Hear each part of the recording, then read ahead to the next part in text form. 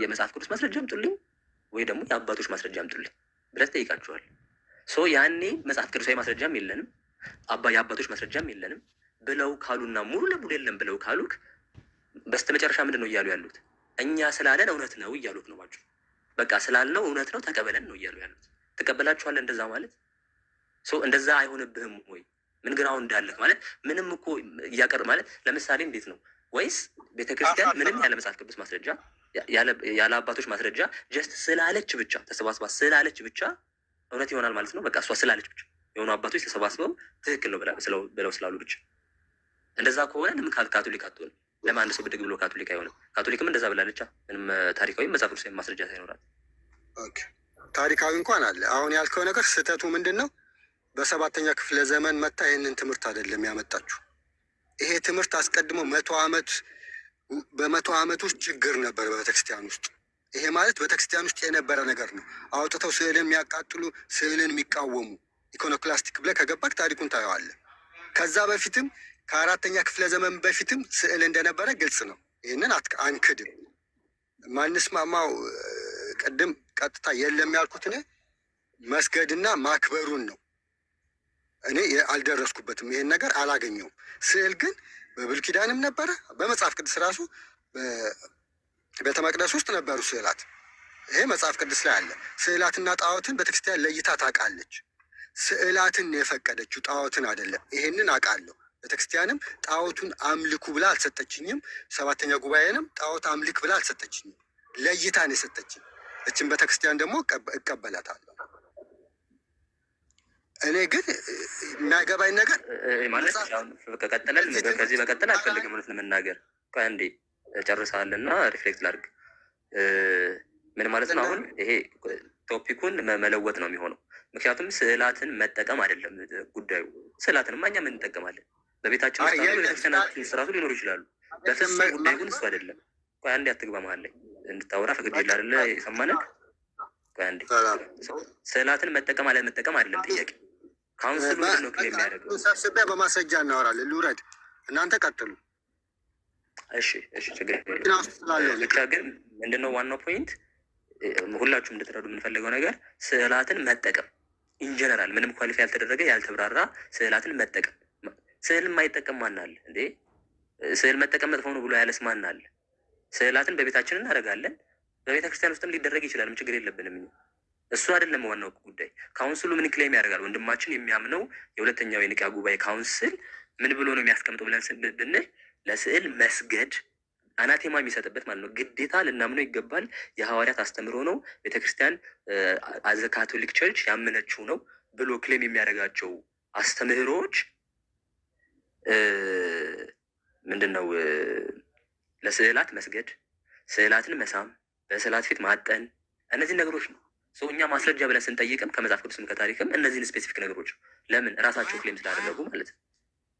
ስለዚህ ልክ እዚህ ላይ ስንጠይቅ ስዕል መስገድን፣ ስዕላትን መሳምን፣ ለስዕላት ማብራትን መብራት አብርቶ በእነሱ በኩል ለአካላቶቹ መጸለይ ምናምን የሚባለውን ኬዝ ኢንፋሊብሊ ዲፋይን አድርጋ አስቀምጣ ከዛ በኋላ ያላመነ አናቴማ ነው ሲኦል ገቢ ነው ብላ ከዛ በኋላ ሐዋርያት ያመኑት ነው በታሪክ ውስጥ ያለ ነው ብላ እሺ ሐዋርያት ያመኑት መሆኑን እና ከዛ በታሪክ ውስጥ ያለ መሆኑን ማስረጃ ብለን ስንጠይቅ አይ የለም ዝም ብላችሁ መኑን በቃ እኛ ብለነዋል መኑን ብሎ ማለት ወይ ደግሞ ዞሮ አይ ስዕል መጠቀም እኮ መጽሐፍ ቅዱስ ውስጥም ነበረ በታሪክ ውስጥ ስዕል የተጠቀሙ አባቶች ነበሩ ብሎ መልስ መስጠት ማለት ከራስ ጋር መጋጨት ነው። እኔ አይገባኝም እንግዲህ እንዴት እንደምታደርጉት እና ምናልባት ቀጥሉ ሲለች አንድ ነገር ልበልና እኔ እንግዲህ የምትቃወሙት ነገር ነው። ትምህርቱን ታውቁታላችሁ። ግልጽ ነው የተናገርኩት። አሁን ግን ወንድማችን የሚያደረገው ነገር የተንኮል ነገር ነው። እኔ ያልኩት ነገር ምን ነበረ? ስዕል እንኳን አልነበረም ሲል ስዕል እንኳን ነበረ።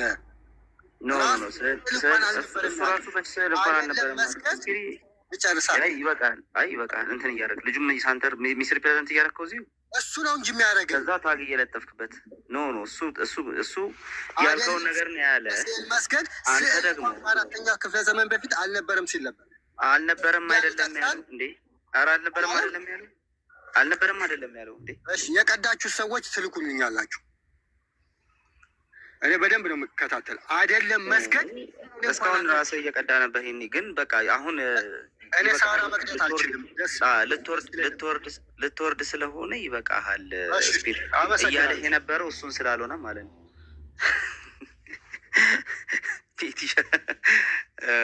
ኤኒዌይ ስዕላቱ 4ኛው ክፍለ ዘመን ላይማ ቀዳችሁ እኮ ጣሉ እያሉ ቀደው እየጣሉ ነበር። አልነበረም አይደለም? ጉዳይ ራሱ የተቃውሞ ጉዳይ ነው። ስለዚህ አሁን ቀጣይ መጠየቅ ያለበት ጥያቄ የአንተ ቤተክርስቲያን ካቶሊክ የሆነችን አስተምሮ ይዛለች ወይ ነው አለ። ቀጣይ መጠየቅ ያለበት እሱን ጥያቄ ነው መጠየቅ ያለባችሁ ደግሞ ሲመጣ። ለዛ ነው ቅድም ለመጠየቅ የሞከርኩት።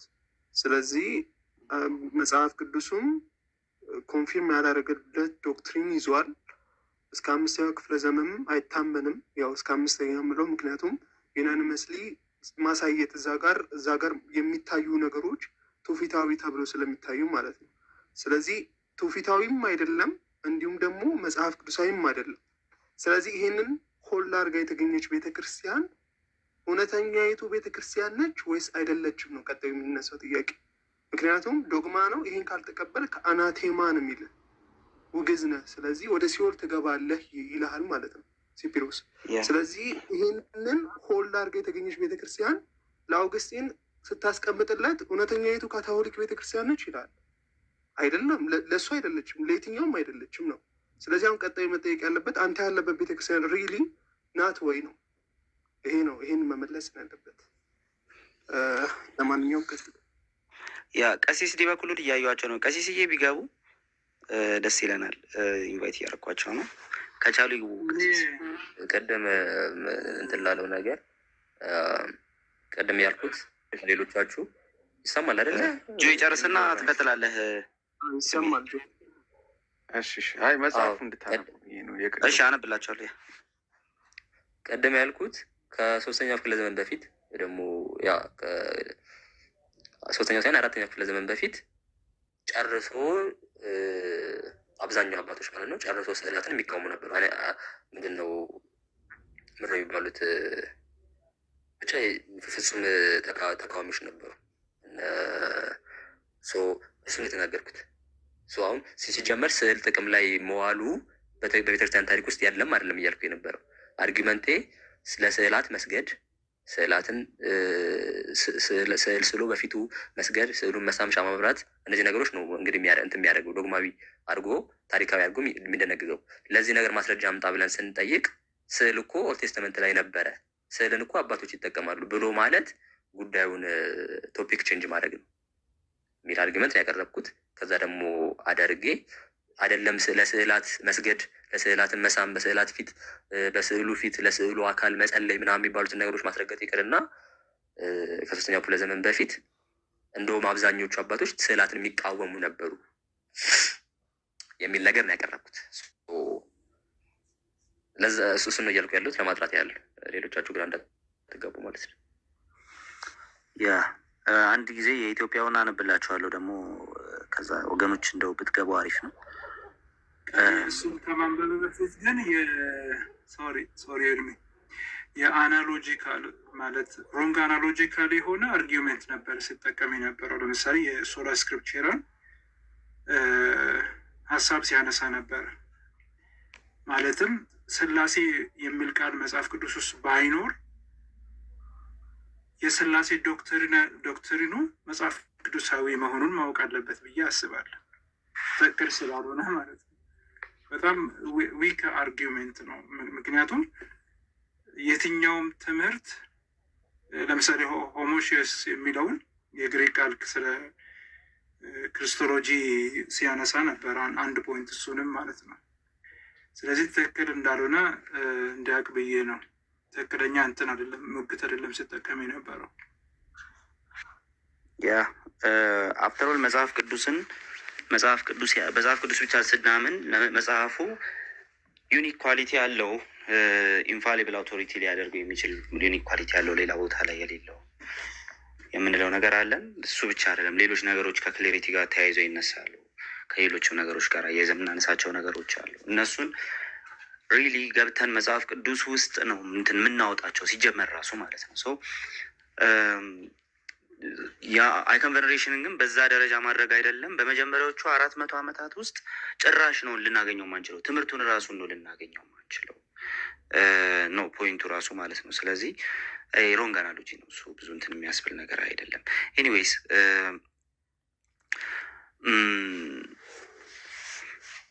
ዮ ከታች እየጻፍክ ነው እና ዮ የሚባለው ወንድማችን ማለት ነው ቢገባ በጣም ደስ ይለኛል። እና የኦቲሲአይ ኮንቨርሽን አትቀበልም እያለ ስለሆነ ማለት ነው። ከምር ነው ቃል ራሱ ማን ነገረ እያለ ስለሆነ እስቲ ተነጋገሩ ሁለታችን። አይ እሱ ብቻ አይደለም ብዙ ልጆች ሲጽፉ ኢትዮጵያ ኦርቶዶክስ ቤተክርስቲያን ነች አይ ኮንቨርሽን የማትቀበለው።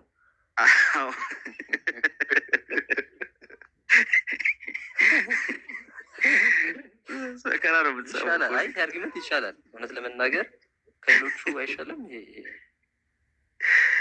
አዎ አይ እንግዲህ ሪያሊቲ ቢኖረው ነው ሪያሊቲ ያለው እንዴ አስበው እንዴ ይወገባ እባክህ እንደው አንተንም ጋብዣለሁ ቀሲስና ስጀመር ቆይ አይ አልገባኝም። ይሄ ወንድማችን አሁን ኦርቶዶክስ ከሆነ በቤቱ አይ በቃ ለተውሽ። ኤኒዌይስ ላንብብ እንደገና ላንብብ። የኢትዮጵያ ኦርቶዶክስ ተዋሕዶ ቤተ ክርስቲያን እምነት፣ ስርዓት፣ አምልኮና የውጭ ግንኙነት። በቃ ዩሲ አሁን አንድ እዚህ ጋር ቻሌንጅ አቅርበናል። እንደዚህ የሚቀርቡ ቻሌንጆችን መታችሁ እንደው እንትን ብታደርጉ ጥሩ ነው። የሆነ ሀሳብ ብትሰጡባቸው በጣም ጥሩ ነው። መታችሁ አይ ሪሊ ይሄንን አዎ እኔም እንትን አደርጋለሁ ምናምን ብትሉ ማለት ነው እና ከቤተ ክርስቲያን ህልውና መታወቅ ጀምሮ የነበረ ነው የሚለውንም አብራችሁ ዲፌንድ እያደረጋችሁ ብትመጡ በጣም ደስ ይለናል። ጠፋ ሰው ጠፋ እኮ። እሺ ለማንኛውም ግን እስቲ እንደገና ላንብብላችሁ። እንደዚህ ይላል ገጽ 96 ጀምሮ። በሌላም በኩል ስለ ጌታ ስዕል ብዙ ታሪክና ትውፊታዊ ትምህርት አለ። ከሚነገሩት ታሪኮች አንዱ የጌታን የነገረ መስቀሉን ታሪክ ሐዋርያው ዮሐንስ እንደሳለ የሚተረከው ነው።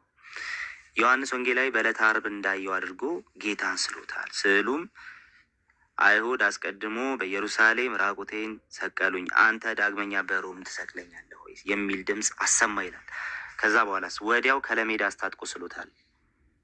ኦኬ ከዛ ከለሜዳ አስታጥቆ መሳል የመጣውም ከዚያ ወዲህ ነው። ዮሐንስ ወንጌላዊው ስሎ ሲጨርስ ስዕሉን ቢስመው ከንፈሩ ከስዕሉ ጋር ተጣብቆ ቆይቷል። ይህ ሁሉ ከስዕሉ የታየው ታምራት ነው ይላል።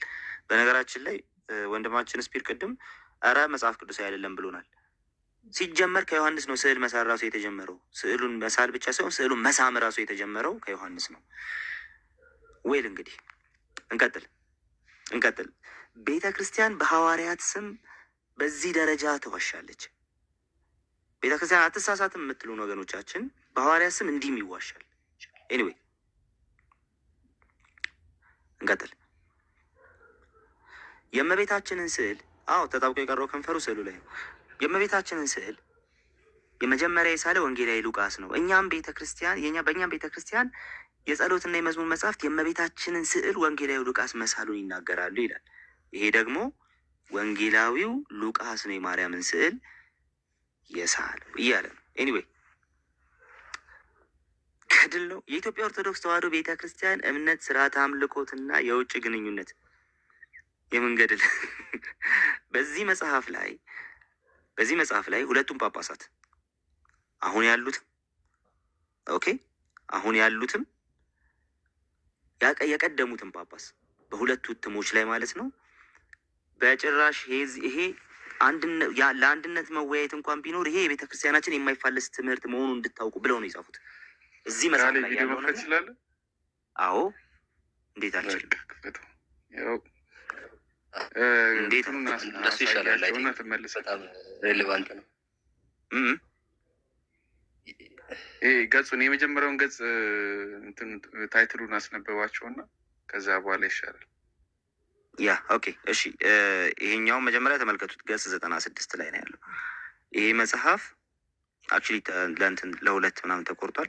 ሀርድ ኮፒው አሁን እዚህ ቤት ስላልሆንኩ ስለሌለ እንጂ ሀርድ ኮፒው ራሱ አለኝ የዚህ መጽሐፍ ነው። 3ኛው እትም የአቡነ ማቴዎስ ተመሳሳዩን ነገር ይሄን የሚል ስለዚህ ጀስት ከገጽ 66 ጀምሮ ያለውን ነው በሶስት ከፍለው ነው ያስቀመጡት ማለት ነው። ኤኒዌይ ግን ላሳያችሁና እንትን ላድርግ። የቀደሙት ስለ ጆን አፖስትል ነው።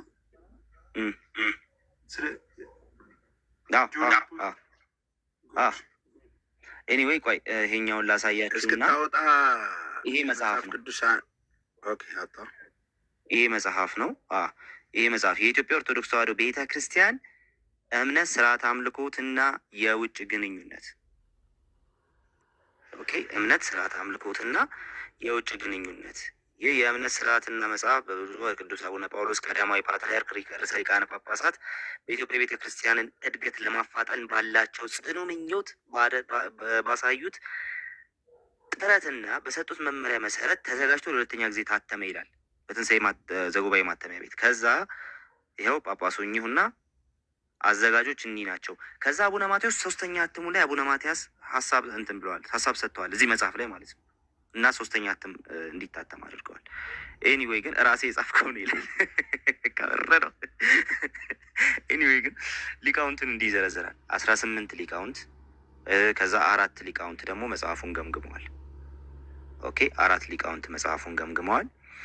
18 ሊቃውንት ጽፈውታል ይላል። እሺ ከዛ ማውጫው ላይ ትሄዳላችሁ። ማውጫው ላይ ቅዱሳት ስዕላት የሚለውን ላሳያችሁ። ይኸው ስዕል የሚለው ገጽ ስንት ላይ አለ? ገጽ 95 ላይ። ከገጽ 95 ጀምሮ ስለ ስዕል ይናገራል። ፒዲኤፉ እንትን ስለተደረገ እስካን ስለተደረገና ላርጅ ስለሆነ ሳይዙ ጉድ አማሪክ ቡክስ ላይ ለ3 ከፍለው ነው እንትን ያደረጉት። ልክልሃለሁ። ኦኬ ለ3 ከፍለው ነው ዳውንሎድ አፕሎድ ያደረጉት። ኤኒዌይ ግን 3ኛውን እትም እድሜ ለዲቦ በጊፍት መልኩ ሰጣኝ አለኝና የ3ኛው እትም ተመሳሳይ ነገር ነው ያስቀመጠው ማለት ነው። የ3ኛው እትም ይህንን ነገር አፈርም አድርጎ ነው ያስቀመጠው። እሱ ሀርድ ኮፒው ራሱ አለኝ። ኤኒዌይ ግን እንቀጥል። ከዛ እዚህ ጋር የማን መልእክት አለ? የብፁዕ ወቅዱስ አቡነ ጳውሎስ ፓትርያርክ ርዕሰ ሊቃነ ጳጳሳት ዘኢትዮጵያ መልእክት ይልና ይሄ መልእክት አለ። መልእክትን ይሄ የእሳቸው መልእክት ነው። ይሄ የእሳቸው መልእክት ነው። ለማንኛውም ግን እንደዚህ በማለት ይናገራሉ። እሺ ካልጠየቁ አያውቁ፣ ካላወቁ አይጸድቁ ነውና ምዕመናን ሃይማኖታቸውን፣ ስርዓቱንና ትውፊቱን ሊረዱ ይገባል። ስለ እምነታችን ሊያውቁ የሚሹም የውጭ ሰዎች መጽሐፉ በእንግሊዝኛ ቋንቋ ተተርግሞ ስለቀረበ ለማንበብ ያመቻቸዋል። የሃይማኖታችንን ምንነት ከስረ መሰረቱ ጠንቅቀው ካለማወቅ የተነሳ የተዛባ አመለካከት፣ ፈር የሰዓት አስተያየት የሚሰነዝሩት በሙሉ በዚህ መጽሐፍ ውስጥ ትክክለኛውን እምነት ከምንጩ ሊያገኙ ይቻላቸዋል ይላል። ትክክለኛውን እምነት ነው እዚህ መጽሐፍ ላይ ያስቀመጥ ነው እያሉ ነው አቡነ ጳውሎስ። ኦኬ በማወቅ የሚሆን ባለማወቅ፣ በስተት የሚሆን በድፍረት ለሚናገሩ ሰዎች አስተዋይ አእምሮ እንዲሰጣቸው እንመኛለን ይላሉ። ከዛ እንቀጥል። ዩሲ አሁን እዚህ መጽሐፍ ላይ የተጻፈውን ነገር ባይጠይቅ ይሻላል። አሁን እዚህ መጽሐፍ ላይ የሚናገሩትን ነገር ሙሉ በሙሉ ምን እያደረጉት ነው? ኦኬ እውነተኛው ነገር ነው እዚህ ላይ የተቀመጠው እያሉ እነዚህ ሊቃውንት የጻፉት እውነተኛውን ነገር ነው እያሉ። ከዛ እንቀጥል። ከዚህም ሌላ ዚስ ኢዝ ክሩሻል ጋይስ፣ ይሄንን በደንብ ተመልከቱ። ዚስ ኢዝ ክሩሻል። ከዚህም ሌላ በኦሪየንታል ኦርቶዶክስ እና በምስራቅ ኦርቶዶክስ አብያተ ክርስቲያናት፣ በኦርቶዶክስ አብያተ ክርስቲያናት እና በምዕራብ አብያተ ክርስቲያናት መካከል ባለው የትምህርት ሃይማኖት ቀኖና እና ስርዓት አምልኮት ልዩነት ላይ ውይይት ሊደረግ ይገባዋል የሚሉ ወገኖች ሁሉ የቤተ ክርስቲያናችን ጥንታዊ ትክክለኛና የማይዛባ እምነትና ስርዓት በዚህ መጽሐፍ ውስጥ የተቀመጠ መሆኑን እንዲያውቁ እንሻለን። ስለዚህ እዚህ መጽሐፍ ላይ የተቀመጠው ምንድን ነው? የማይዛባ እምነትና ስርዓት። በዚህ መጽሐፍ የሰፈረው የቤተ ክርስቲያኒቱ የማይዛባ እምነትና ስርዓት ነው። ስለ ስዕላት አሁን የምታነቡት እያንዳንዱ ነገር የማይዛባ እምነትና ስርዓት ነው እዚህ መጽሐፍ ላይ ስላለ። ኢንፋሊብል ራይት። ኦኬ የማይዛባ ነው። ስለዚህ ምን ይላሉ? ሁሉም አንድ የሆኑ ዘንድ ብሎ ጌታ እንደተናገረው ቤተ ክርስቲያናችን የክርስቲያኖችን ንብረትና አንድነት በመሰረቱ የማትቃወም ብትሆንም ለዚህ ሲባል እምነትና ስርዓት አምልኮት እንዳይፋለስ ብርቱ ጥንቃቄ መደረግ እንዳለባት ታምናለች። መጽሐፉ የቤተ ክርስቲያን እምነት፣ ስርዓት፣ አምልኮትና የውጭ ግንኙነት በሚገባ እንዲገልጽ ታስቦ በጥንቃቄና በጥራት የተዘጋጀ ስለሆነ ጠቀሜታው ከፍ ያለ ነው። ይህ መጽሐፍ የእምነታችንን አዕማድ ዋና ዋና ነጥቦችን ጠቅልሎ አስፍሯል ይላል። ስለዚህ በረጋ አእምሮ ልታነቡት ይገባል። ይሄ ዚስ ኢዝ ኢንፋሊብል፣ በቃ የማይዛባ እምነትና ስርዓት። አንድነት እንኳን መምጣት አለበት ብለው የሚወያዩ ሰዎች ካሉ የቤተ ክርስቲያኒቱ የማይፋለስ የማይዛባ ነገር ነው። ይሄን አክብረው ነው ወደ አንድነት የሚመጡት። ኦኬ፣ ይሄን አክብረው ነው ወደ አንድነት የሚመጡት። ለማንኛውም አሁን ገጽ 95 ላይ እንሂድና እናንብብ። አይመስላችሁም? ገጽ 95 ላይ ሂድና ምናንብብ። እሺ፣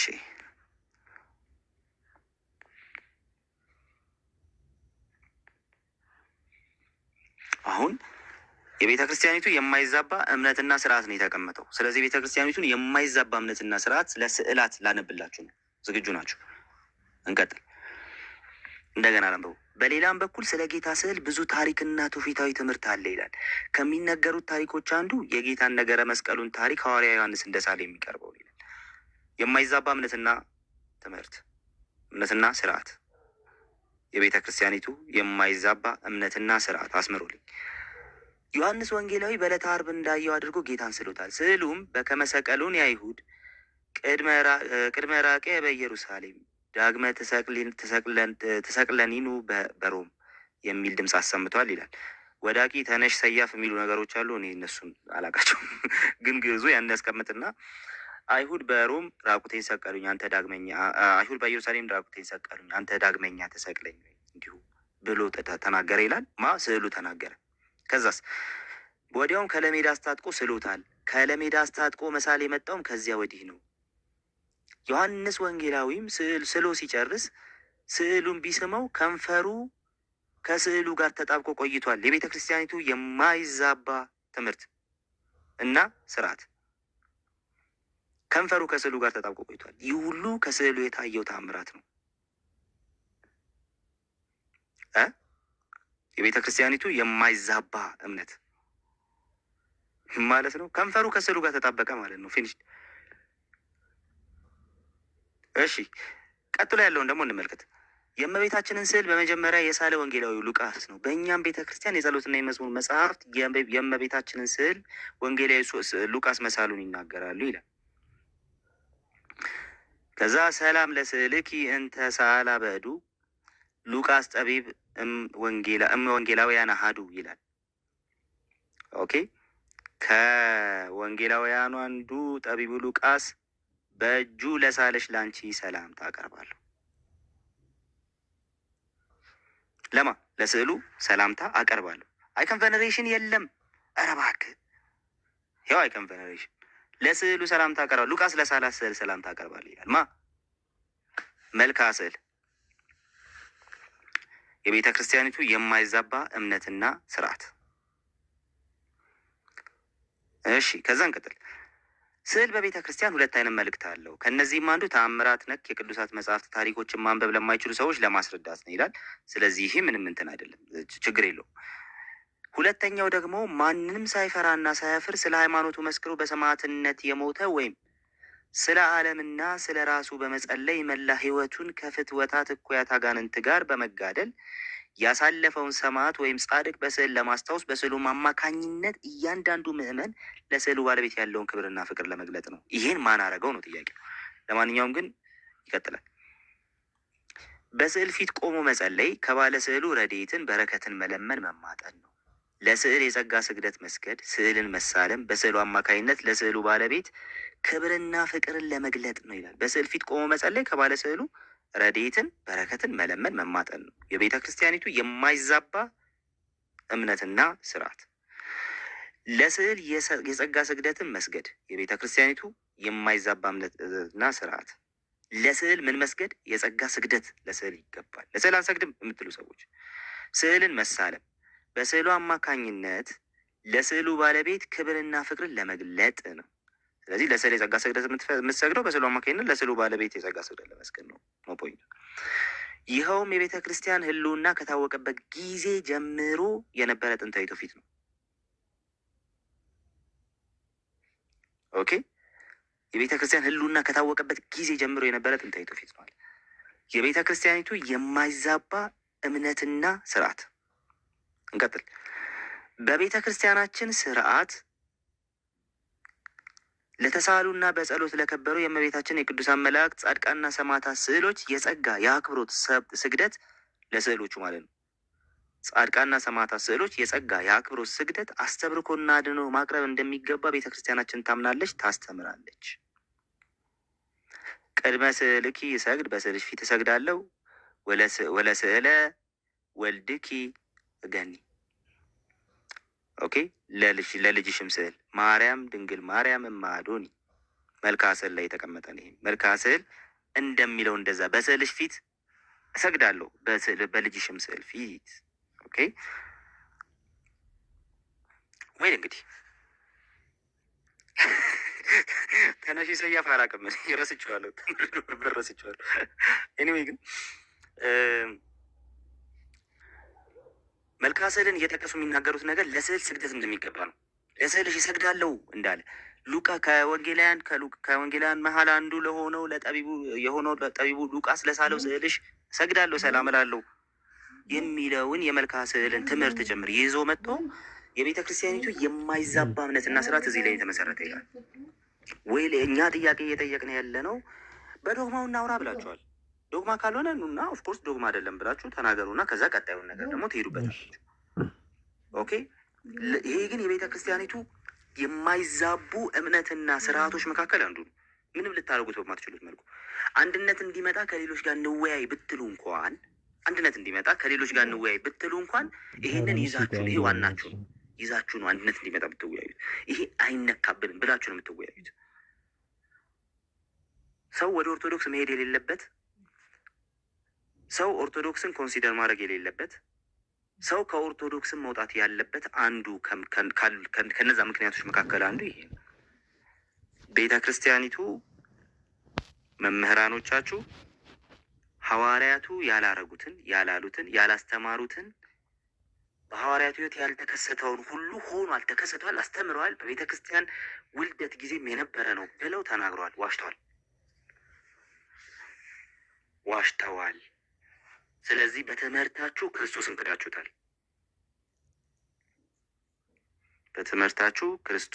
ክዳችሁታል። አይ ልክ አይደለም ካላችሁ ኑና ሞግቱ። እዚህ ላይ ወገኖች ያላችሁን ሀሳብ ስጡበት። ከመጡ እንትን ላረጋችኋለን፣ ያሉትን እንሰባችኋለን። ምን ተሰማችሁ? እስቲ እዚህ ያላችሁ ወገኖች ዘቤን ይቅርታ በልልኝ ቃልሻ ይቅርታ አልጠይቅል ያለፈ ያገኘነት አይደል? ያ የስ ይቅርታ አንዴ ጆይ ይቅርታ አንዴ እሺ ማስታወቂያ እንትን እንደምናገር ቃል የጥምቀት ልደት የለም ዛሬ ምናረገው አሁን ህዝቡ ይፈልሳል 187 ሰው ቀጥል ጆ እሺ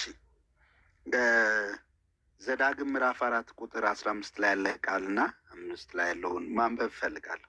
በነገራችን ላይ ይሄ እንደ ቀልድ የምናየው ጉዳይ አይደለም። ምንድን ነው የሚለው? እግዚአብሔር በኮሬብ በእሳት ውስጥ ሆኖ በተናገራችሁ ጊዜ መልክ ከቶ አላያችሁምና እጅግ ተጠንቀቁ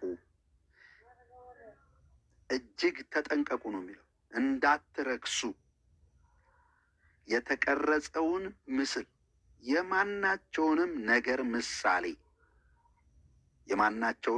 ምሳሌ በወንድ ወይም በሴት መልክ የተሰራው ካኒማጅን በወንድ ቢሆን በሴት መልክ የተሰራው እንዲሁም በምድር ያለውን የእንስሳት ሁሉ ምሳሌ፣ በሰማይ በታች በሚበረውን የወፉን ሁሉ ምሳሌ፣ በምድር ላይ የሚሽከረከረውን ሁሉ ምሳሌ፣ ከምድርም በታች በውሃ ውስጥ የሚኖረውን የዓሣ ሁሉ ምሳሌ እንዳታደርጉ ዓይኖቻችሁን ወደ ሰማይ አንስተህ ለአምላክ ለእግዚአብሔር ከሰማይ ሁሉ በታች ላሉት አሕዛብ ሁሉ የሰጣቸውን ፀሐይና ጨረቃን ከዋክብትና የሰማይ ሰራዊት ሁሉ ባየ ጊዜ ሰግደህላቸው አምልካቸውም እንዳትሰግድ ተጠንቀቅ። ከላይ ምንድን ነው የሚለው? እንዳትረክሱ የተቀረጸው ምስል የማናቸውንም ነገር ምሳሌ በወንድ ወይነ በሴት መልክ የተሰራውን እንዳሰግድላችሁ እንዳትቀርጻቸው እንዳታረጋቸው ለአንተ ተጠንቀቅ። መልክ አላየህም እግዚአብሔር ሲናገር ራሱ። አሁን ሥላሴ ተስሎ እናያለን አይደል? አብ ወልድ መንፈስ ቅዱስ ተስለው እናያለን። እንግዲህ ከዛ ምዕራፍ 5 ላይ ተመልከት ምለው ነገር ስላለኝ ከግብፅ ምድር ከባርነት ቤት ያወጣው እግዚአብሔር አምላክህ ነኝ፣ እኔ ነኝ። ከእኔ በቀር ሌሎች አማልክት አይሁኑልህ። በላይ በሰማይ ካለው በታች በምድር ካለው ከምድር በታች በውሃ ካለው ነገር የማናቸውንም ምሳሌ የተቀረጸውን ምስል ለአንተ አታድርግ። ይህን ካደረግስ በሚጠሉኝና እስከ 3ኛና 4ኛ ትውልድ ድረስ የአባቶችን ኃጢአት በልጆች ላይ ያመጣለሁ ብሎ በማስጠንቀቂያ ለእስራኤል የተናገረበትና ከዛ ጊዜ ጀምሮ የእግዚአብሔር ሕዝብ አንድም ቦታ ላይ ምስል ቀርጾ አምልኮም አድርጎ ስግደትም አድርጎ በአባቶቻቸው በነቢያትም በአባታቸው በአብርሃም በይስሐቅ በያዕቆብም ምሳሌ ምስል ቀርጸው በቅዱሳን ሰማዕታቶች ነቢያቶቻቸውም ስም ቀርጸው ሰግደውም አድርገው ማያውቁም ስዕል የተጠላ ነው። ያን ካደረጉ ቀጥታ ከአሕዛብ ጋር ይሄ የዚህ ቃል መርገም ነበር የሚደርስባቸው። እንዴት ነው መጽሐፍ ቅዱስ እግዚአብሔር ራሱ ስዕልን አታድርግ እንዳትረክስ ተጠንቀቅ ብሎ እያለ የሆነ ጉባኤ ተሰብስቦ ዶግማ አድርጎ ሊቀርጽ የሚችል እና የሚጸድቅለት ነው? የአባቶች ጉባኤ ከመጽሐፍ ቅዱስ ወጥቶ መጽሐፍ ቅዱስ ላይ የሌለን ነገር ትምህርት አድርጎ መጽሐፍ ቅዱስ የሚቃወመውን እግዚአብሔር ተጠንቀቅ ያለበትን ተደርጎ የማያውቀውን በሐዋርያትም በነቢያትም በእስራኤል ሕዝብም ዘንድ ተደርጎ የማያውቀውን ልምምድ ለማድረግ የሆነ ቤተክርስቲያን አባቶች ተሰብስበው የሚያጸድቁት ዶክትሪን ወይም ዶግማ ተቀባይነት ሊኖረው እንዴት ይችላል? ከእግዚአብሔርስ መርገም እንዲህ አይነት ሕዝብ እንዴት ያመልጣል? ይህንን አስባችሁታል ወይ? ሰማይና ምድርን የፈጠረው አምላክ ነው ስዕልን የሚቃወመው ምስልን የሚቃወመው። ተጠንቀቅ እጅግ እያለ እንዳትረክስ እያለ እንደውም ዝቅ ብሎ ዘዳግም ላይ ምን ይላል? እግዚአብሔር አምላክ የሚባላ እሳት ነውና ነው የሚለው። የሚባላ እሳት ነውና አይምርህም ነው።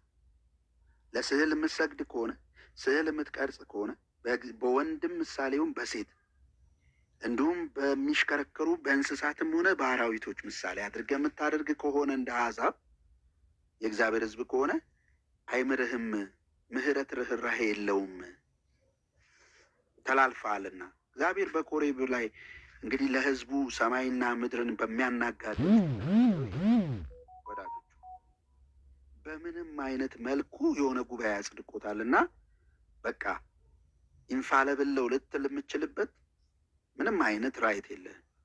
ይልቁኑ በእግዚአብሔር መርገምና ቁጣ ስር ነው የምትኖረው የቱንም ነገር ብታደርግ። ለምን? እግዚአብሔር ከቃሉ ውጪ ፍርድ የለውምና። አየህ፣ እግዚአብሔር በታሪክ ውስጥ የጠላው ነገር ቢኖር በምስል ፊት መስገድና ምስልን ለራስ አድርጎ በቤት አስቀምጦ በየትኛውም ማምለኪያ ስፍራ አስቀምጦ ለዛ መንበርከክ የጣዖት አምልኮ የአሕዛብ ልምምድ ስለሆነ እግዚአብሔር ቅዱስ ስለሆነ የተለየ ስለሆነ እግዚአብሔር አምላካቸውን ቀርጸዋ እንዳያመልኩ በሴትም በወንድም በመልአክም ስም እንዲሁም በእንስሳ በተፈጥሮ ምንም አይነት እንዳያደርጉ ተናግሯል። ስለዚህ እንዴት አድርገህ ነው በጉባኤ ሰብረህ የእግዚአብሔርን እውነተኛ ነገር ሰብረህ ልታጸድቅ የምችለው? እግዚአብሔር ምሕረት ያድርግልን ነው የሚባለው። ተባረኩ።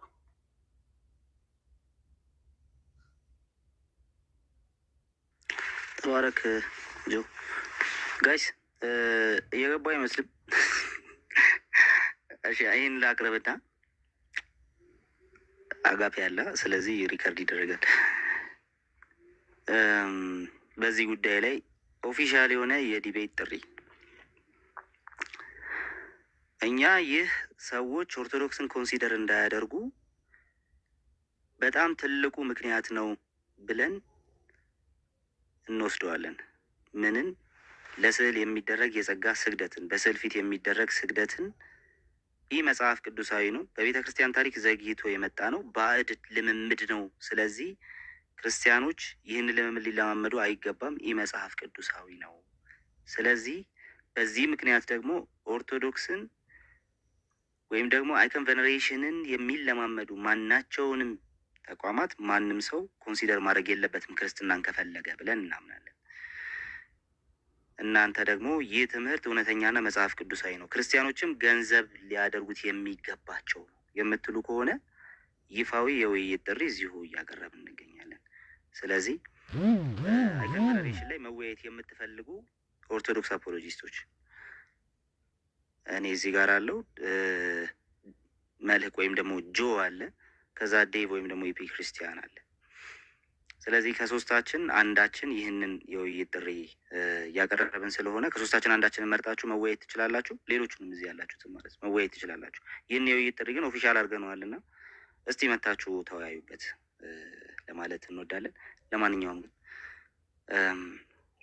ሌሎቻችሁ ቀጥለዋል። የዘጋነው ኒድ ማንም እየመጣ ስላልሆነ ማለት ነው።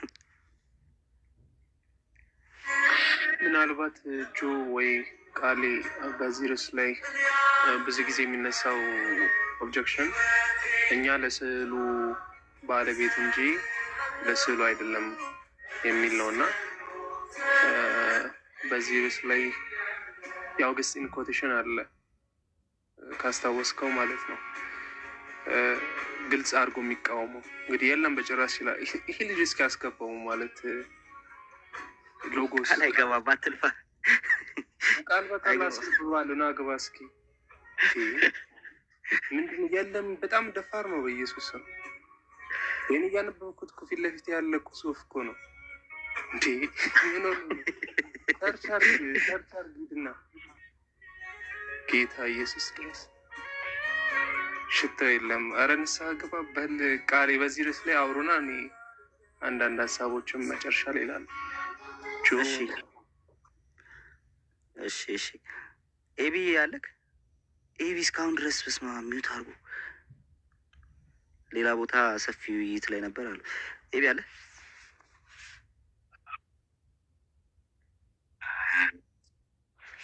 እየሰማችሁ ነው። አለው ልክ ነው። ሌላ ቦታ አንድ ሀገራዊ ጉዳይ ላይ የተወያየው ነበር። አንድ የሆነ ቀደም ቆይቷል የክሌመንት ያነበብኩት ነበረ። እግዚአብሔር በምንም ልንመስለው አንችልም። ስለዚህ ለኖስቲኮች የተሰጠ መልስ ነው። ግን በተለይ እንደዚህ ዲቮሽን ለዲቮሽን ለቬነሬሽን መጠቀምን ስትሪክትሊ የተቃወመበት እንትን አስታውሳለሁ። ሶሳት ላይ እንትን ላይ መጽሐፉን ስትሮማታ ላይ ሆኖ ጋድ ኢዝ ስፒሪቹዋል እና ማቴሪያል ሪፕሬዘንቴሽን በተለይም ይሄ የፓጋን አይዶሎችን የሚያስታውስ ነገር የሰው ስራ ፎርም ኦፍ ጋድን የሰው ስራ ሪዘምብል ሊያደርግ አይችልም፣ ወይም ደግሞ ሪፕሬዘንት ሊያደርግ አይችልም። ጋድ ኢዝ ዊዛውት ፎርም የሚለው ነገር አለ። ኤሌሜንት ኦፍ አሌክሳንድር በምስል ሃይማኖትን ሚሚክ ማድረግ እንጂ ሃይማኖት የለም የሚለው ማለት ነው።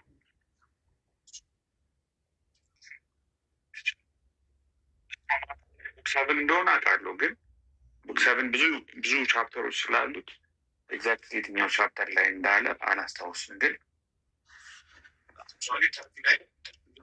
በጣም ኦፖዝ አድርጓል። እነ ኦሪገንም ተቃውሞታል። ግን የክሌመንት ኦፍ አሌክሳንድሪያ ቅርብም ስለሆነ ሰከንድ ሴንቸሪ ካቶሊክ ፋዘርስ ውስጥ ያለ ሰው ስለሆነ አይ ቲንክ የእሱ አርጊውመንት ኢት ሜክስ ሴንስ። ለምሳሌ እኛ ልጅ እያለን ስላሴ 3 ስዕሎች ነበሩ በየቤቱ። ወንድሜ ሰዓሊ ነበረ ማለት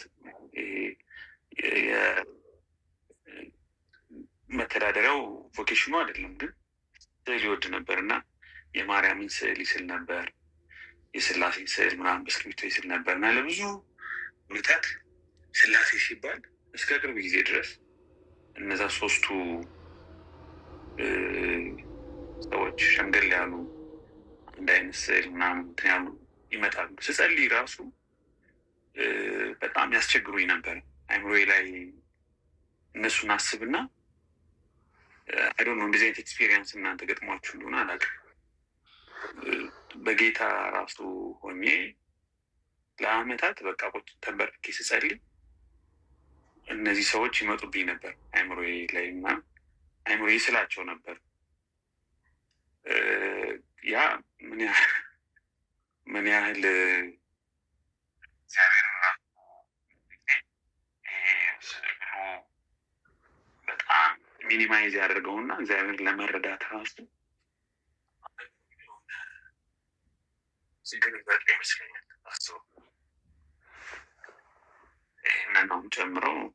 ቴንኪው ቀጥ ያ ቴንኪው የስትሮማታ 7-5 መሰለኝ እንትን ያረከው ቆት ያረከው አይደል? የጠበጣዊ ዋል የተሰሩ ምስሎች እና ቤተ መቅደሶች ከማይንቀሳቀሱ ነገሮች የተሰሩ ናቸው የሚለው ማለት ነው። ስለዚህ እነርሱ ደግሞ ግዑዝ ቁሳዊ እና እርኩስ ናቸው። የጥበብ ስራዎች ቅዱስና መለኮታዊ ሊሆኑ አይችሉም። ቀለሜንጦስ እስክንድርያ ስትሮማታ 7-5 ላይ ማለት ነው። ጥያቄ ልጠይቅና ልውረድ። እሺ አንዴ ታገሰን። ላክተንቲያስም ተመሳሳይ ቅድም ያልኩት የላክተንቲያስ ነው። ላክተንቲያስም ተመሳሳይ ይላል። በምስሎች ውስጥ ሃይማኖት የለም፣ ምክንያቱም ከምድር በተሰሩ ነገሮች ምንም ሰማያዊ ነገር ሊኖር አይችልም እና ይላል። በምስሎች ውስጥ ሃይማኖትን ማስመሰል እንጂ ሃይማኖት የለም። ያለመምድ በእነዚህ ሰዎች ዘመን ያለመምድ ሲጀመር ባዕዳኑ ጋር ያለ ነው እንጂ ክርስቲያኖች ጋር ያለ ጭራሽ ራሱ አይደለም እና አያውቁትም። በክርስትና አይደንቲቲ ውስጥ የሚያውቁት ነገር አይደለም። ሌሎችም አባቶች ተመሳሳይ ነገር ያነሳሉ። ለምሳሌ ኮንትራ ሴልሰም ላይ አጌንስ ሴልሰስ ላይ አርጌንስ የሚያነሳው ሌላው ምንትን እሱ ነው። ቡክ 7 ሴክሽን 41 ላይ ስትመለከቱ ማለት ነው። አርጌንስ ሴልሰስም ይከሰዋል እና የሚሰገድለት አካል የላችሁም፣ ፊት ለፊታችሁ የምትሰግዱለት ነገር የለም አቁማችሁ ምናምን ለሚለው ክስ ምላሽ ይሰጣል አርጌንስ። እና በመንፈስ የተነሳሱ ለማለት የፈለጋቸው ሰዎች ሴልሰስ ማለት ነው። ኦርፊየስ፣ ፓርሚንደስ፣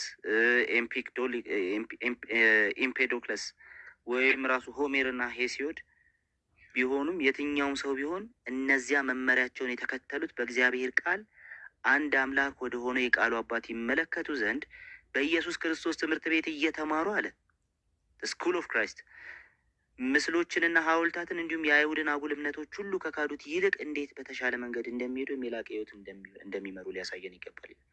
ከኢየሱስ የተማሩ ከፊት ለፊት የሚያስቀምጡት የሚሰገድለት ነገር የላቸውም ሲጀምር። በዚህ የሚታወቁት እንደነ ሴልሰስ ያሉ ፔጋኖች ናቸው እንጂ ክርስቲያኖች አይደሉም። የሆነ ነገር አቁሞ እዛ ነገር ፊት ሲሰግዱ አይታዩም ማለት ነው። አሁን የምታመጡት ለስዕሉ አይደለም ለባለ ስዕሉ ምናምን አያውቁትም ሲጀምር። እነሱ የሚያውቁት ነገር ራሱ አይደለም። ኤቢ ስላነሳው እንደ አንዳንድ አባቶችን ዝም ብለን እንሄድባቸው ብዬ አስቤ ቆይ ለዚህ ልጅ ይሄን አንበብለት በጌታስ መዝሙር 115 ቁጥር 7 ጌታ ኢየሱስ ድረስ አንብበው እስኪ ክፈትለት። አንድ ዲቫይስ ስለሆነ ነው መዝሙሩን ራሱንም ከፍትለት። ኖ የአውግስቲን 115 ቁጥር 7 ሊንክ ካለ በውስጥ እንትን አድርግልኝ፣ ሼር አድርግልኝ። ልክ ይላለሁ። ኦኬ ምን እንደሚጠቃ ግራ ገባኝ። ቲክቶክ ላይ ላከው። ቲክቶክ ላይ አይደለም። ቆይ ታችን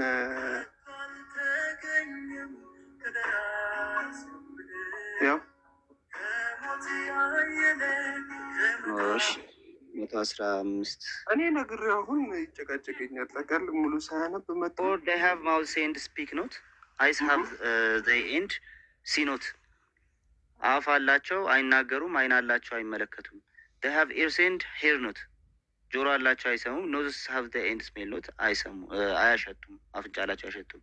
እጅ አላቸው ምናምን የሚለውን ያስቀምጥና even their artist before surpasses them, since he had the faculty of molding them by the motion of functions of his limbs, though you would be ashamed to worship that artist, even you surpass them, though you have not made these things. ምንድን ነው ቆይ ይሄ? since you do what they cannot do, even a beast does excel them, for unto this ይሄ እኮ just ቅርጻ ቅርጹን እንትን የሚልበት ነው። neither cry they through their throat, for after had said above, they have mouth and speak not. ቁጥር ሰባት ቁጥር ሰባት አምስት አይደል ያላችሁት? ቁጥር ሰባት ነው። ዋው አምስት ነው አንበላችሁ።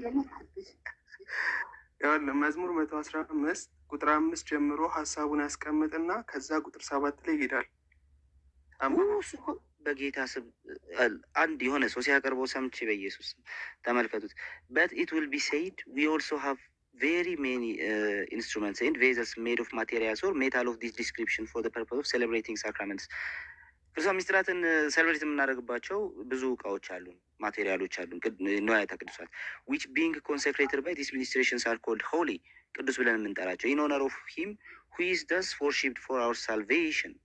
And what indeed are these very instruments or vessels but work of men's hands?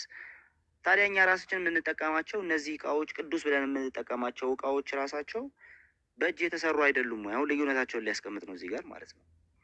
but they have mouths and yet speak not, have they eyes and see not.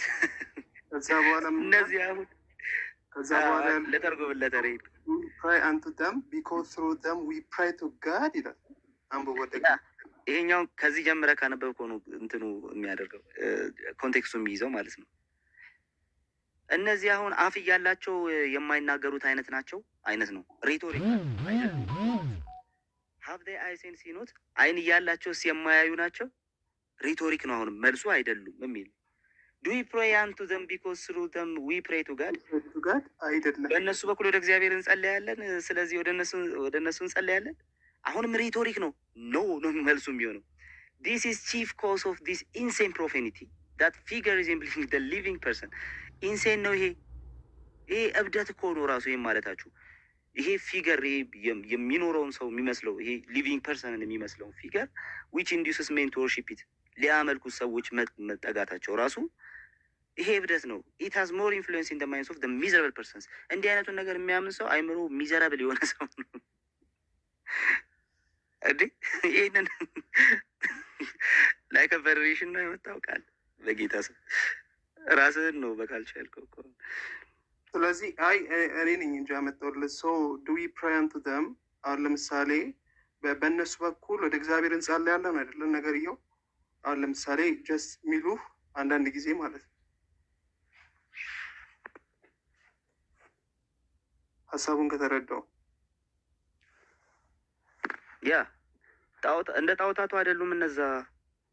በቃ የምንጠቀምባቸው እቃዎች ጀስት ናቸው እንጂ አሁን ያለው እንትን ያለው እነሱ የሚያደርጉትን ልምምድ ምንም የምናደርገው ነገር የለም ነው ፖይንቱ።